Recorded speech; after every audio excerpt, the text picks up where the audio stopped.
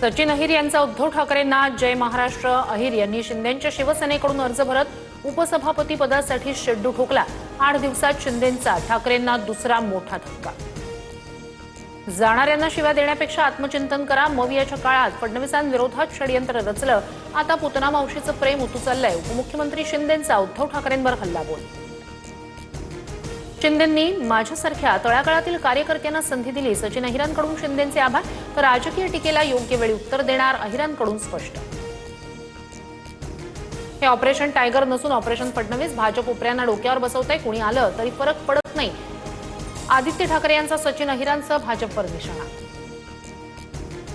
खरं ऑपरेशन अजून बाकी. आदित्य ठाकरे वगळून सर्व आमदार शिवसेनेत येणार. मंत्री संजय शिरसाट यांचा मोठा दावा.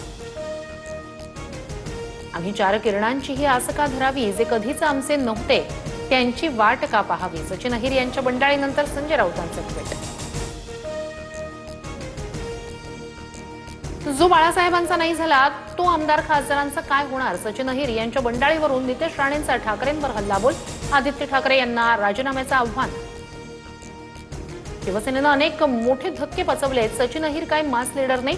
सुनील राऊत यांचं वक्तव्य. तर सध्या कोणत्याही गोष्टी धक्कादायक वाटत नाहीत. अनिल परब यांची उद्विग्न प्रतिक्रिया. अहंकारामुळे उद्धव ठाकरेंचा पक्ष संपत चाललाय. भाजपचा यात काहीही संबंध नाही. मंत्री चंद्रशेखर बावनकुळे यांचं वक्तव्य. तर ही फक्त झाकी. शिंदेंचं अजून बरंच ऑपरेशन बाकी. प्रवीण दरेकर यांनी डिवचलं.